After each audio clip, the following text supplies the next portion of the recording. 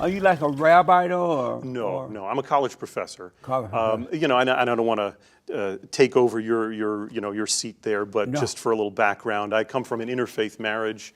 So, you know, I guess you'd say I identify both with my Jewish side as well as my Christian side of the family. Oh, okay. But I'm not ordained as a rabbi or a minister. I'm a college professor. Nice. I teach religion. And so your father was Jewish or Christian? Jewish, yeah. And mother Christian? Yeah, she was Roman Catholic, and she converted to Judaism in college before she met my dad. Really? Yeah. What was it like growing up in a interfaith marriage? It was confusing. It was in a lot of ways, it was enjoyable in that it pushed me to really think outside the box, to think outside of the simple dichotomies of are you Jewish or are you Christian? Right. But it was confusing, and I think that's why I went into religious studies as a profession, to try to figure out the identity and the questions of what is religion and what am I, and no, I don't have any answers yet. So you still don't know if you're Jewish or Christian? Well, I would say, and this may be strange for some people, but my identity as a Jew is not exclusive to my identity as a Christian. I have sort of I recognize my identity in both respects. Really? Yeah. That's like being born with a black mother and a white daddy. You don't know if you're black or white. Could be. Well, you know, Jesus was a Jew. Paul was a Jew. You know, so I kind of look at myself in that vein where I'm trying to understand my identity as both a Jew as well as somebody who follows the teachings of Jesus, or tries to understand them at least. Is it better to be a Jew or a Christian? I don't know. Who has the most money?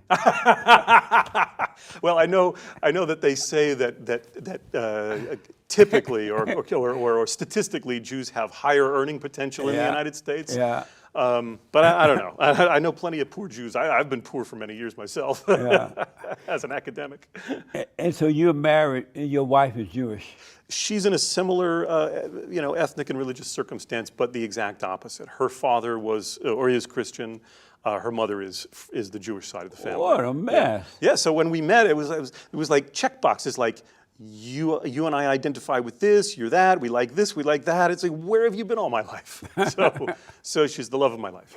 Yeah. And so your kids, are they confused about what they are, Christians or Jews? Right. We haven't had kids yet. I guess you'd say we're still trying, but God has not blessed us in that way. We're talking about adoption or fostering, but I think that would also be something. I mean, we have talked about that. What would we raise our children as? And I think we'd want to raise them with an awareness of the existence of a loving and benevolent God, a single God, but also expose them to the kinds of answers that Christianity gives, the answers that Judaism gives, to the eternal questions of where do we go after death? What is goodness? What is God? Are you liberal or conservative? I would say that I am neither. I identify myself as sort of a centrist, maybe slightly left of center. It really depends on the issue itself. There are many issues on which I would agree with more conservative platforms. There are many issues on which I would agree with more liberal platforms. And I try to avoid allowing myself to be labeled as a liberal or as a conservative, because I think those kinds of rhetorics, that discussion, that narrative is somewhat limiting and divisive. And I see a lot of that going on in our culture right now, where people taking sides, entrenching in those sides, and condemning each other to political hell as well as eternal hell for not being the way that they themselves believe. When you vote, do you tend to vote conservative or liberal? It depends on the issue. On the issue itself. I think I have tended to vote, maybe not liberal, but Democrat on the national level. I have tended to vote a bit more conservative or Republican on the local level for a variety of reasons. Yeah. What is religious tolerance? That's a good question. And I think that the interfaith movement is still trying to define that. But my understanding of religious tolerance is not finding a mushy middle ground that we all have to subscribe to in order for us to get along. It's about having respect for each other's common shared humanity, and listening to each other's points of view and realizing that maybe we're not going to to fully agree with each other, but we can at least put down the proverbial swords and guns for a minute and hear each other and talk about the differences that make us different and beautiful and unique, but also talk about the commonalities that allow us to sit on the same stage or in the same room and share with each other. Yeah. So to me, that's tolerance. Okay. And how about peace and justice? What is that? Yeah, peace and justice. Well, those are terms that we included in the title of the organization to help make people aware of what our mission is. But I would say that if we're living in a society that has no justice, there really can be no peace. And I've seen many different cultures and nations around the world that are full of corrupt leadership. And in those nations, if there is no justice for the average common person, then you're going to ultimately have a revolution of some sort or some kind of unrest or extreme poverty. And so we're not merely a nationally oriented organization, we're also a globally oriented organization. Oh, okay. We have members and chapters all over the world, and we're trying to promote peace and justice in every nation, not just here in the United States. And does peace come from God or human beings? It's a good question. I think many people would have different answers to that. I personally believe that peace derives from God. God wants us to have peace and to make peace, but I think it's up to us to create that peace. And how do we create it?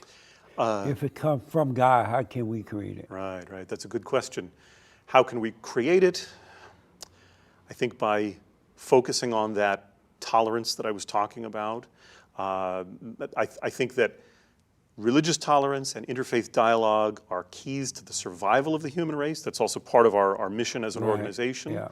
And that all of the Abrahamic religions, Judaism, Christianity, Islam, as well as pretty much every major world religion that you can think of, involves some level of peacemaking or a desire for peace or a desire to recognize the common humanity of all human beings. And so if we focus on that, and I believe that that commandment comes from God, that impulse to make peace comes from God. If we focus on that and we focus on that shared desire and that shared impulse between all religions, then we can create peace in the world. And how about justice? Does justice come from the law or from the people? Once again, many people will answer different ways.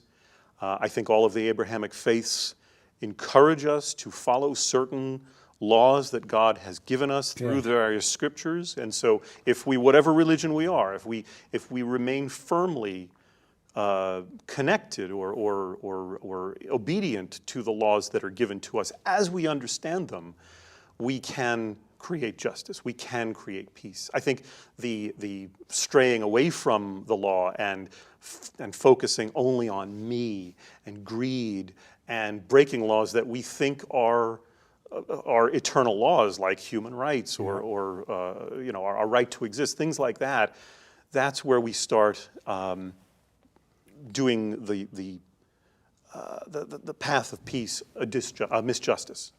injustice. Do you believe that Jesus is the Son of God? That's a very, very good question. This is where my own upbringing kind of shaped, you know. Yeah. So I was raised believing that Jesus is a prophet. And I know that in a lot of ways we're kind of drawing from a variety of different religions' conceptions of Jesus. And this is where I think I stray from more traditional mainstream forms of Christianity that believe that Jesus is a member of the triune God, Lord and Savior, Son of God in the flesh, born of a virgin, et cetera, et cetera. Those are things that I don't personally subscribe to in the same way that that most mainstream Christians would. I think I have more of a sense of Jesus as a prophet sent by God. If we conceive of Jesus as Son of God, I don't know if I believe it in the same way that most mainstream Christians would. And there is some early scriptural support for that in terms of, like, for instance, Romans 8, which has Jesus as the elder sibling of many brethren. If we look back at Romans 8, and I think, well, gosh, that's pretty different than what later Trinitarian Christianity believes about Jesus. But hey, you know what? Christianity develops over the course of time. I'm not going to argue with people. You know, whatever you believe is true, that's fine. But for me, I think I prefer the idea of Jesus as the firstborn of many brethren, our elder sibling, if he is the Son of God. And so, because I'm black and slow, Of course. I love when you say that. I've watched a few of your videos, and you can say it, I won't say it. so do you believe he's the Son of God? Right. I know you're pressing for that question.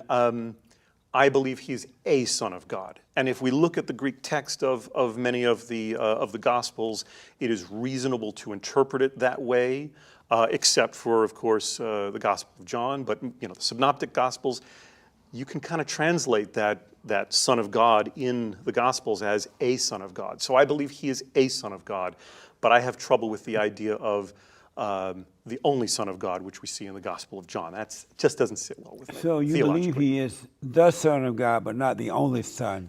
I think that's reasonable. I could get behind that. And who are his other sons? All of us. Oh, okay. Yeah, all those that are born of God? Yeah, all those that are born of God.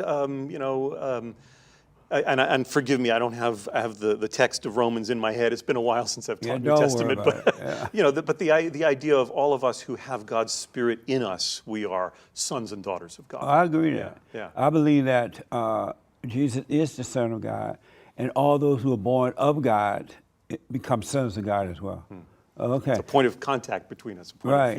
Absolutely. Yeah.